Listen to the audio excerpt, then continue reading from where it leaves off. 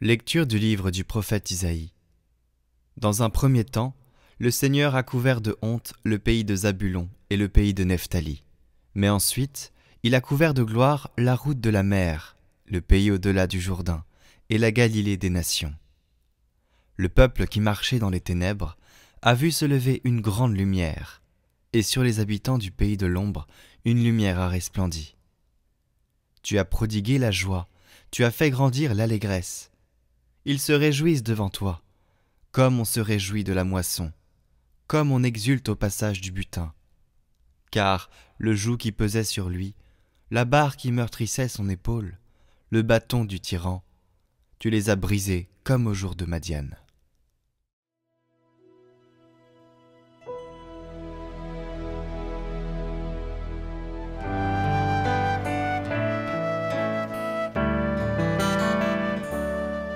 Le Seigneur est ma lumière et mon salut. De qui aurais-je crainte? Le Seigneur est le rempart de ma vie. Devant qui tremblerais-je? Le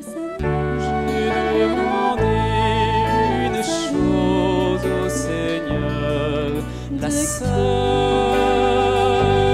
que je cherche, habiter la maison du Seigneur tous les jours de ma vie.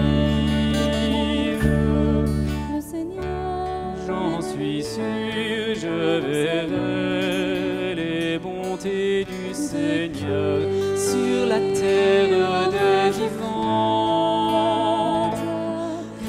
Espère, sois fort et prends courage.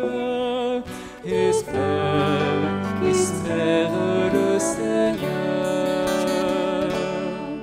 le Seigneur est ma lumière et mon salut. De qui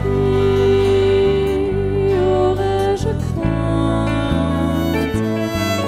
Le Seigneur est le rempart de ma vie. Devant qui tremblerais-je?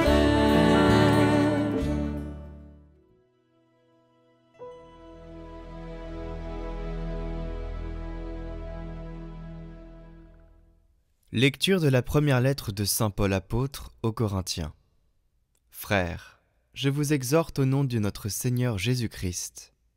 Ayez tous un même langage, qu'il n'y ait pas de division entre vous. Soyez en parfaite harmonie de pensée et d'opinion. Il m'a été rapporté à votre sujet, mes frères, par les gens de chez Chloé, qu'il y a entre vous des rivalités. Je m'explique. Chacun de vous prend parti en disant « Moi, j'appartiens à Paul » ou bien « Moi, j'appartiens à Apollos » ou bien « Moi, j'appartiens à Pierre » ou bien « Moi, j'appartiens au Christ ». Le Christ est-il donc divisé? Est-ce Paul qui a été crucifié pour vous? Est-ce au nom de Paul que vous avez été baptisés? Le Christ, en effet, ne m'a pas envoyé pour baptiser, mais pour annoncer l'Évangile. Et cela sans avoir recours au langage de la sagesse humaine, ce qui rendrait vaine la croix du Christ.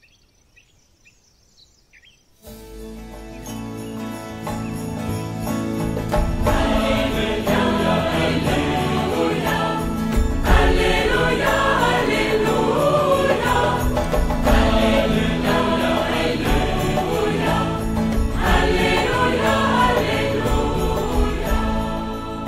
Évangile de Jésus-Christ selon saint Matthieu.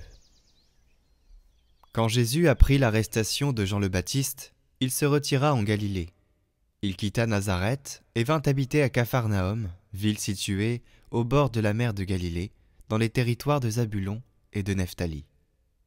C'était pour que soit accomplie la parole prononcée par le prophète Isaïe.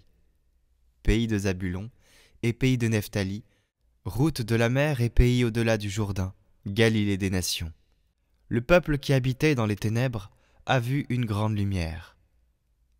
Sur ceux qui habitaient dans le pays et l'ombre de la mort, une lumière s'est levée. À partir de ce moment, Jésus commença à proclamer « Convertissez-vous, car le royaume des cieux est tout proche. » Comme il marchait le long de la mer de Galilée, il vit deux frères, Simon, appelé Pierre, et son frère André, qui jetaient leurs filets dans la mer, car c'étaient des pêcheurs. Jésus leur dit « Venez à ma suite, et je vous ferai pêcheurs d'hommes. » Aussitôt, laissant leurs filets, ils le suivirent. De là, il avança et il vit deux autres frères, Jacques, fils de Zébédée, et son frère Jean, qui étaient dans la barque avec leur père, en train de réparer leurs filets. Il les appela, aussitôt, laissant la barque et leur père, ils le suivirent. Jésus parcourait toute la Galilée. Il enseignait dans leur synagogue, proclamait l'évangile du royaume, guérissait toute maladie et toute infirmité dans le peuple.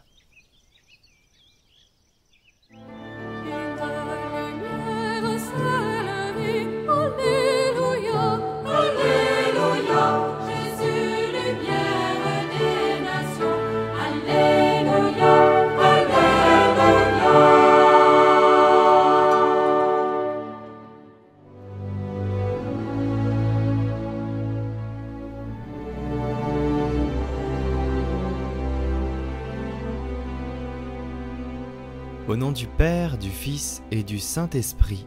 Amen. Prière pour l'unité. Seigneur Jésus, qui à la veille de mourir pour nous, a prié pour que tous tes disciples soient parfaitement un, comme toi en ton Père, et ton Père en toi. Fais-nous ressentir douloureusement l'infidélité de notre désunion. Donne-nous la loyauté de reconnaître et le courage de rejeter ce qui se cache en nous, d'indifférence, de méfiance et même d'hostilité mutuelle. Accorde-nous de nous rencontrer tous en toi, afin que de nos âmes et de nos lèvres monte incessamment ta prière pour l'unité des chrétiens, telle que tu la veux, par les moyens que tu veux. En toi, qui est la charité parfaite, fais-nous trouver la voie qui conduit à l'unité, dans l'obéissance à ton amour et à ta vérité. Amen.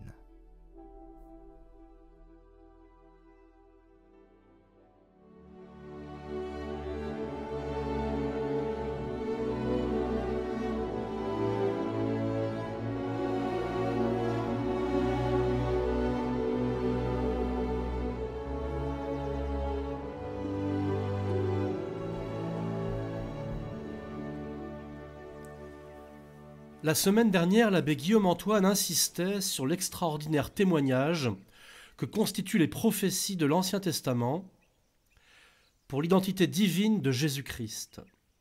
La vie, la mort et la résurrection de Jésus ont été prédites de façon étonnamment précise des siècles auparavant par un grand nombre d'oracles prophétiques, tous concordants, qui annoncent ce que sera le Sauveur à venir. Les lectures de ce dimanche en sont une nouvelle illustration. Le chapitre 9 d'Isaïe, datant d'environ 700 ans avant Jésus-Christ, annonce que c'est en Galilée que les nations recevront la lumière de la révélation divine et seront invitées à entrer dans l'Alliance. Saint Matthieu, dans l'évangile de ce jour, cite précisément cette prophétie en constatant son admirable réalisation dans le ministère public de Jésus en Galilée, prêchant la doctrine de vérité, illuminant les âmes de la clarté de la lumière divine. Le peuple qui habitait dans les ténèbres a vu une grande lumière. Sur ceux qui habitaient dans le pays de l'ombre et de la mort, une lumière s'est levée. Et, commente saint Matthieu, à partir de ce moment, Jésus commença à proclamer « Convertissez-vous, car le royaume des cieux est tout proche ». Chers amis de Catoglade, voici l'invitation pour ce dimanche. Soyons des êtres de lumière. N'habitons plus dans les ténèbres. Laissons se lever sur nous la lumière. Ne laissons pas notre esprit se laisser enténébrer par l'ombre de la mort. Voilà la conversion à laquelle Jésus invite. Convertissez-vous, car le royaume des cieux est tout proche. C'est parce que nous ne fixons pas assez notre regard sur le royaume des cieux, sur la vie éternelle, sur la beauté du ciel, que notre esprit se laisse enfermer dans ces obscurités. Quelle proportion de notre temps éveillé occupons-nous notre esprit de pensées ténébreuses, ressentiment, reproche, colère, indignation, amertume. Voilà des sentiments obscurs qui noircissent notre âme. Heureusement, il y a la messe. L'abbatiale de la Lucerne est un espace de lumière qui vient inonder notre âme de lumière. Le chant grégorien est un chant de lumière. Chaque dimanche, faisons une cure de lumière. Chassons de nos esprits les ombres multiples pour nous pénétrer de pensées d'amour, de beauté, de lumière. L'ancien missel romain prévoit que l'on commence la messe en récitant le psaume 42 « Iudicame Deus et discerne causa meam de gente non sancta » « Rends-moi justice, ô mon Dieu, sépare ma cause de celle des gens impies, de l'homme inique et menteur, délivre-moi. » Nous arrivons avec ces colères en nous, ces indignations. Il y a du mensonge, il y a de l'iniquité. Le psaume continue. « Pourquoi suis-je triste, tandis que l'ennemi m'afflige ?» Et c'est là qu'il demande à Dieu « Emite lucem tuam et veritatem tuam » Envoie ta lumière et ta vérité, qu'elles me conduisent et me guident à ta montagne sainte et dans tes demeures. Et introibo ad altare Dei, et j'avancerai alors jusqu'à l'autel de Dieu, vers Dieu qui réjouit ma jeunesse. Mais pourquoi es-tu triste, mon âme? Pourquoi te troubles-tu? Espère en Dieu, et alors je le confesserai, lui, le salut de mon visage et mon Dieu. Vient ensuite la confession des fautes, le confiteor, et l'esprit libéré de ses ténèbres, de ses sentiments de tristesse, d'hostilité. L'esprit peut alors s'ouvrir, doit s'ouvrir à la beauté de Dieu, beauté de sa parole et du sacrifice de la croix. Le peuple qui habitait dans les ténèbres a vu une grande lumière. Sur ceux qui habitaient dans le pays et l'ombre de la mort, une lumière s'est levée. C'est un combat spirituel à renouveler plusieurs fois par jour dans nos vies. Posons un regard d'amour sur les êtres et les choses.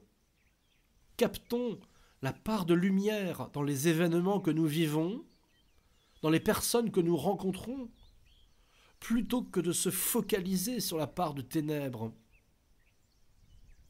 Nous éprouvons une fascination pour l'obscur, qui est la face malsaine de notre âme, sa face vieillie, abîmée.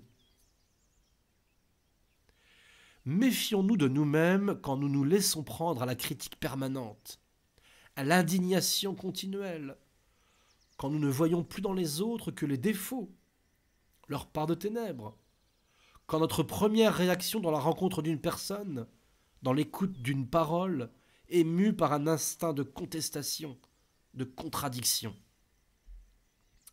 Il est certes nécessaire de comprendre ce qui ne va pas dans notre monde, de s'informer des idées mauvaises qui corrompent notre société, des courants d'influence pervers qui détruisent la famille. Il est nécessaire d'être au courant des scandales qui agitent notre Église. Notre vocation prophétique nous fait un devoir de dénoncer les mensonges, de protester contre les perversions, de rejeter ce qui nous corrompt.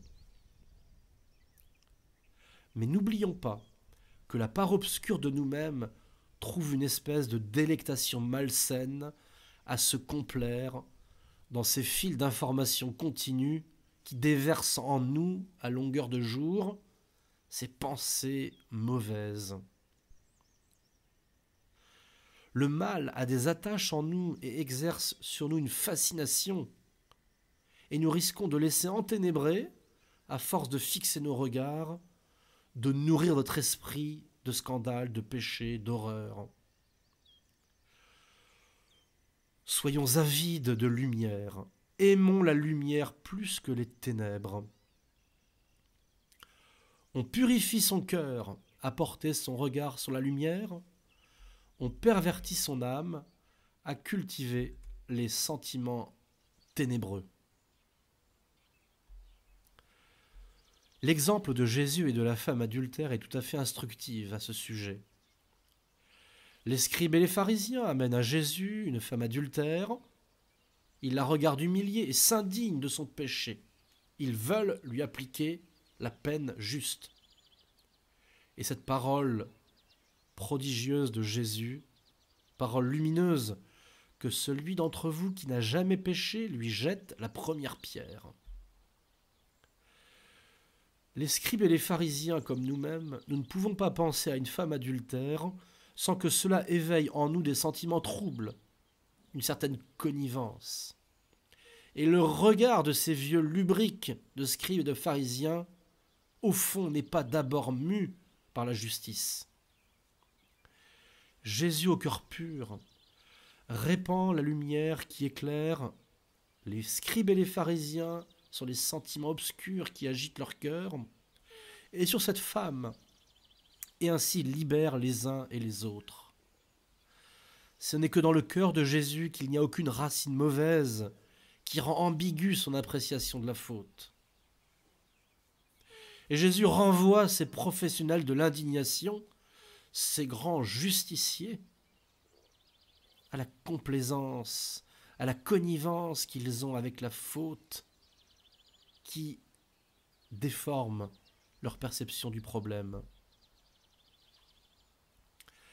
Terminons, chers auditeurs du Catoglade, par ce merveilleux poème de Saint John Henry Newman, Lead, Kindly Light. Poème écrit en 1833, après une grave maladie pendant son voyage en Sicile, lors de son retour en Angleterre, sur le bateau qui le ramène à Marseille, au large de Bonifacio en Corse. John Henry Newman manque de mourir et il est tourmenté intérieurement par sa quête de vérité. Il s'approche du moment où il demandera son entrée dans l'Église catholique romaine. Et là, au seuil de la mort, il prie. « Conduis-moi, douce lumière, à travers les ténèbres qui m'encerclent.